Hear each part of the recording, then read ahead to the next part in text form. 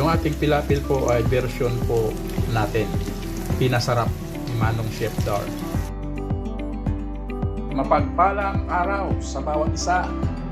Ang ating menu ngayon ay tinawag kong mutabal. Ito po yung favorite dito sa Middle East. Sasamahan ko na rin po yung paggawa ng ating tinatawag na pilapil. Combination sa ating gagawing mutabal.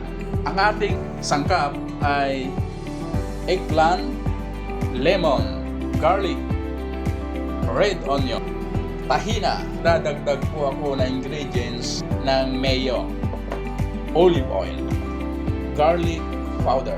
Ito po yung chickpeas at saka sumac. Lalagyan din po natin ng 10 grams salt. Sa ating pilapil naman ay at saka Ito po yung parsley.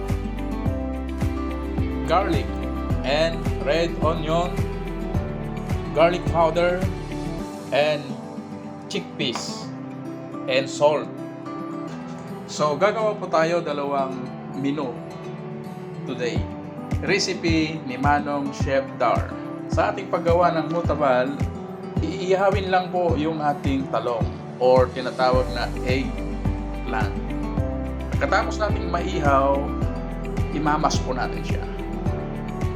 Durug-durugin po natin. Ayan. So, iihawin na po natin. Ito yung mga ingredients po natin. Garlic. Sa ating grilled eggplant, kailangan po nating tusok-tusukin po. Ang ating ginagawang mutabal recipe ay version ni Manong Chef Dar. Dinagdagan ko po yung lasa. Ingredients. Recipe ni Manong Chef Dar. Filipino version. Ito na po yung ating eggplant. Gagawa na po tayo ng tinatawag kong mutabal. Imamas lang po natin ng mainam. Yung durog na durog po siya. Ihalo na po natin yung ating mga ingredients.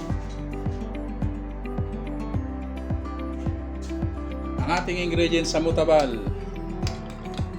170 grams yogurt,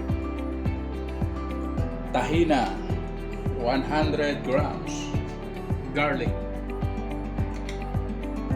Then, naglalagay po ako ng mayo sa aking mutabal, powdered garlic,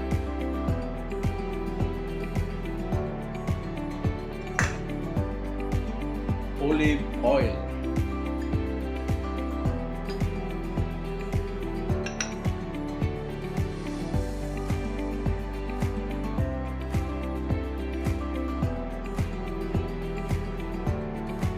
salt,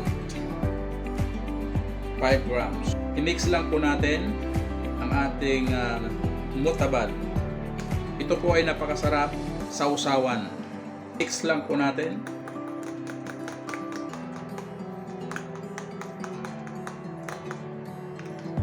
Ang lasa nito sa mga hindi pa nakatikim ay napakasarap po.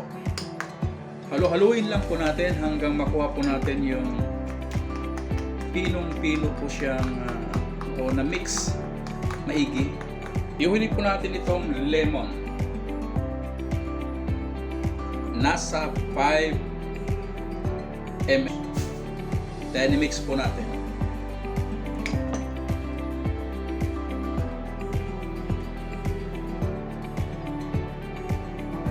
Ito na po yung ating mutabal. Kahit anong isaw-saw mo po rito, napakasarap po. Sa mga may tanim po na talong sa Pinas, gayahin lang po ninyo o sundan yung aking ginawa. Healthy food po ito. Sa mga may talong, napakasarap po ito.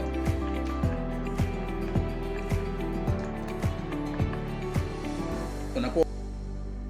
Ito na po yung mutabal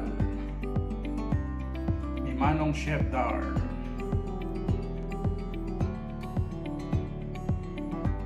Ito na po po yung ating motabal. Recipe ni Manong Chef Dar.